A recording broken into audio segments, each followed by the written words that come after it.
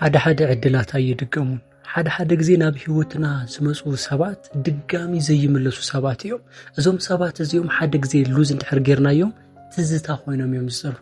ሰላማት ኩራት ተኸታተልተይ ለማዓንቲ ለሃምቲ ልሙድ ለፍቅራዊ ህይወትክን ከጠቅም እዩ ኢለ ለሐሰብዎ ሐሳብ ሒዘልክን መጽየኔኹ እዚ ቪድዮ ዝክሳብ መወዳእታ ክትከታተላኒ ይጋብዘክን ለኹ ለማዓንቲ ሒዘልክን ለመጻኹ ሐሳብ እዛ ሓሙሽተ ምልክታት እንድሕር ሪእኸሉ ኮይንኺ እዚ ሰብ በፍጹም ከየምልጠኪ እወ ሓደ ግዜ ዝኸበረ ፍቅራዊ ህይወት ዝኸበረ ሓዳር ካብ እግዚአብሔር ይዝወሃበካ ንስኸ ስለ ዘይለፋዕኸሉ ንስኸ ስለ ዘይደኸምኸሉ ብቐሊሉ ስለ ዝረኸብኽዮ እዚ ሰብ እዚ በቃ ተራ እዩ ማለት አይሆነን ተራ ከም ዘይሆነ ትፈልጥሉ እትና መጀመሪያ ምልክት አሉ ዘተክብር ወዲ ልቅ አልምታይ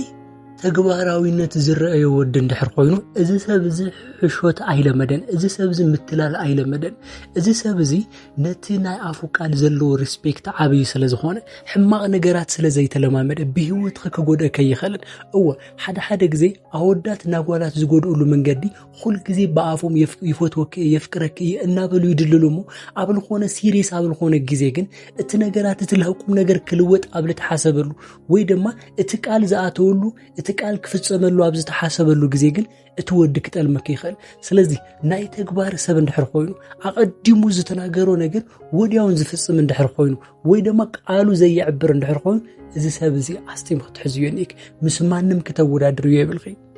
እዚ እትና መጀመሪያ እዩ እቲ መበል ኻልኣይ ለለ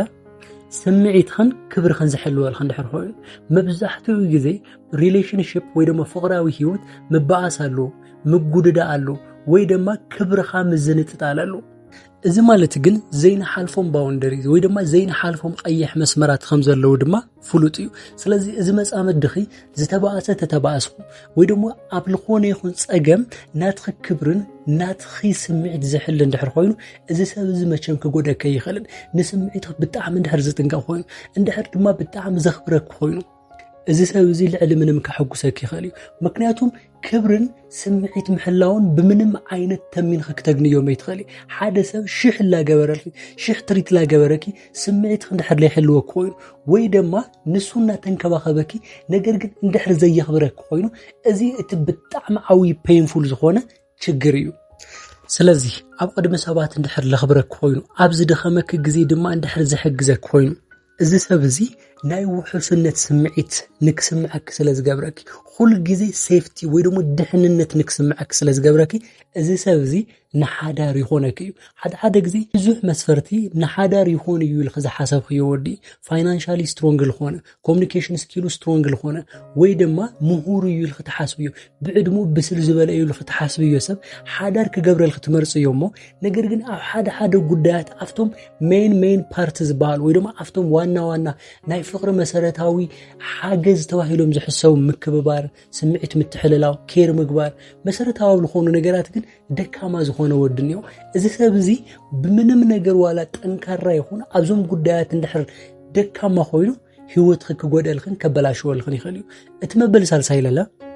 ምስ ቤተሰብኽን ምስ ኣዕርኽትኽን ዝሳነ ዓይነት ሰብ እንድሕር ኮይኑ ቤተሰብኽን እንድሕር ዘኽብረልክ ኮይኑ እዚ እውን ብምንም ተኣምር ከምልጠክ የብሉን ሓደ ግዜ ለኣኸ ብጣዕሚ ስለ ዘፍቀረኪ ጨዋ ስለ ዝኾነ ስርዓት ስለ ዘለዎ ንኣኸ ካብ ምኽባሩ ዝተለዓለ ሓሊፉ ተሪፉ እዚ ክብሪ እዚ ንቤተሰብኻ ከኽብረልክ ይኽእል እዩ ማንም ክገብሮ ይኽእል እዩ ባይዘዊ ንኣዕርኽትኻ ከኽብረልክ ይኽእል እዩ ንኣኸ ዝፈቱ ብምሉኦም ክፈቱ ይኽእል እዩ ንኣኸ እስኺ ዝተቐበልክዮም እስኺ ዝለመድክዮም ነገራት ይፈቱ ይለምድ እዩ ሓደ ሰባት ሪኢኽ እንድሕር ኮይንኺ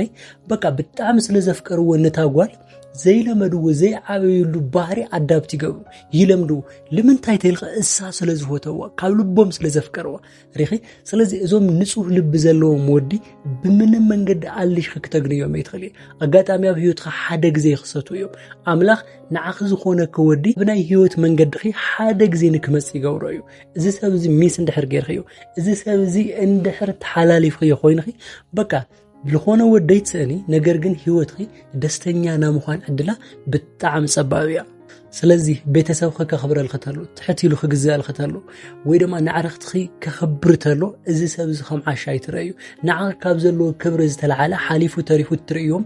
ምልክታት ስለ ዝኾኑ እዮም እቲ መበል ራብዓይ ድማ ጸገም ክመጽእ ተሎ ዘይሃድም ወይ ድማ ዘይሓድገኪ እንድሕር ኮይኑ حمزة عينت سبات لحدار اتم تمرس تزبهالو سباتيوم مكنياتهم اب هيوتخي صقم يفتريو دستاون يفتريو عاوت يفتريو ወይ ደማ ውድቀት ይፈጠሩ ኣብዚ ግዜ ነሱ በቀዋሚነት ምሳኽ ዝቕጽል ወዲ ንዓኽ ዘለዎ ስምዒት ዓውይን ልቡን ንጹህ ዝኾነ ወዲ እዩ ሓደ ወዳትን ይሁ ካዋጓላት ኮምፈርት ዞን ወይ ደሞ ምቾቶም ዝደልዩ ስለተንከባኸቡ ጽቡቕ ስለተመገቡ ወይ ደማ ዝደለይዎ ነገር ስለተህቦም ምዛጓል እዚያ ክቕጽሉ ዝደልዩ ነገር ግን ሓደ ሚስጥር ከነግረካ ሓፍተይ خزللك ጽባቕ خزللك ጥንካሬ خزللك ህይወት በቀዋሚነት ቅጽል እዩ ማለት ይኾነይ ስለዚ ምስቲ ህይወት ምልዋጥ ዘይለዋወጥ ወዲ ይግበአክ ዘለኪ ህይወት በቀዋሚነት ተቀቢሉ ዝነብር ወዲ ይግበአክ ጸገም ምስተፈጥራ በቃ ዛቆል አዚያ ጸገም ያ ችግር ያ ሁሉ ጊዜ ምጭቅጫቅ ያ ሁሉ ጊዜ በቃ ምንዝናዝያ ምዚያ አጓል እዚ ሐሚል ኻይ ክንበር ልብል ሐላፊነት ዝጎደሎ ንግግርና ተናገሩ ለስሙዓ ወዳት ብዙሓት እዮም ካብዞም ማእኸል እዚኦም ግን ምሳኺ ምስ ችግርኺ ምስ ጽቡቕኺ ምስ ሕማኺ ምስ ደስ ልብል ነገርኺ ሓቢሩ ክቅጽል ልኽል ቀዋሚ ስምዒት ዘለዎ ሰብ ከተግኒተልኺ ሓፍተይ ክትሽወድ የብልኺ እዋ ልቦም ንጹህ ዝኾነ አወዳት ወርቀ እዮም ብምንም መንገዲ አብቶሉ ተራ ለሆነ ቦታ ይተግኒዮም ለዛ ሓፍተይ አብየትኛውም ዕድመ ክትህል ትኽእል ይኺ 22 ትኾን ትኽእል 20 ክትኾን ትኽእል 25 30 ክትኾን ትኽእል ይኺ ኣብ ህይወትክ ከምዛ ዓይነት ወዲ ክመጽተሎ ፕሊስ ክትሕዝዩኒኪ ናመብዛሕቲን አጓላት ስቃይ እዚ ካብለይ መፍላጥ ዝተልዓለ እዩ ታይ ዓይነት ወዲ ይግበን ሓደ ገንዘብ የንዝፎትያ ሓደ መልክዕ ጽባቐ የንዝፎትያ ሓደ ዝናይ የንዝፎትያ ሓደ ድማ በቃ ካብ ወዲ እዚ ነገር እዚ ክህልዮ እንሂዮ ሓደ ድማ ሕልፍ ኢሉን ጭሕሚ ዘለዎ ከምዚ ዝኾነ እናበላ ስፔሲፊካሊ ዝኾነ ነገር ይመርጻ እቲ ጭሕሚ ለኣኸ ከምብረከ ይኽእል ደረቱ ፍርጥም ልበለ ከምዚ ዝኾነ እዞም ነገራት እዚኦም ለኣኸ ከምብሩኹ ኣይኽእሉ ከምብረከ ልኽእል ናመጻምድ ክስብና እዩ ስለዚ ሁሉ ጊዜ ክትሓስብ ተለኺ ለኣኽለሎ አመለኻኸታ ብቶም ልኾኖም ነገራት ሪስፔክት እንሂወዶ ንስምዒት ኺጥንቃቐል ኸዶ ንቤተሰብኺ ንኣሕዋትኺ ንማዘርኺ ንፋዘርኺ ንዕርኽትኺ ዘለዎ ክብርን ስምዒትን ከመይ ገይሩ ይርኦም እዚኦም ነገራት ብምርኣይ ንዓኺ ዘለዎ ናይ ልቡ ስምዒት ምፍላጥ ትኽእል ኢኺ እቲ መበል ሓምሻይን እቲ መወዳእታ ዝበሃል ተዓውይ ድማ ንክትዕወቲ ዘበረታትዐኪ ወዲ እዋ ብዙሓት አወዳት ዓብይ ጸገም ዝረአየሎም ኣብዚ እዩ ጓል ክትዕወት ጓል ተዓዊታ ጸብለሊላ ንኸትራ ኣይደልዩ ምክንያቱም ይፈርሑ እዮም ምክንያቱም ተበለጸት ንኸዝብል ስጋኣትን እዮም ስለዚ ሁሉ ጊዜ እቲ ናይ ልዑልነት ስምዒት ንባዕሎም ጥራይ ስለዝደልዩ ናትኽል ልዕል ምባል ስጋኣቶም እዩ ከምዛ ዓይነት ወዲ ዘይኾነ ግን ልቡ ሙሉእ ዝኾነ ኮንፊደንስ ዘለዎ ናይ ልዕል ምባል ዘሐጉሶ ብናትኽ ዕላማ ጎኒ ጠጠው ዝብል ወዲ እንድሕር ትረክብላ ኮይንኺ ሓፍተይ ክነግረኪ በላሕ ሁኒ እዋ ፍጹም ሰብ የለን ግን ህይወትክ ብደስታን ብሰላምን ክመልአልክ ዝኽእል ዘኽብረክን ሓቀኛ ፍቕሪ ዝህበክን ወዲ እንድሕር ረኺብኺ ኣይተጠራጠሪ ክትሕዝዮኒኪ ክሳብ ወዳእታ ካብ ሰማዕኽኒ ሓደ ጥያቄ ክሓተክን ከምዛ ዓይነት ወዲ ገጢሙክን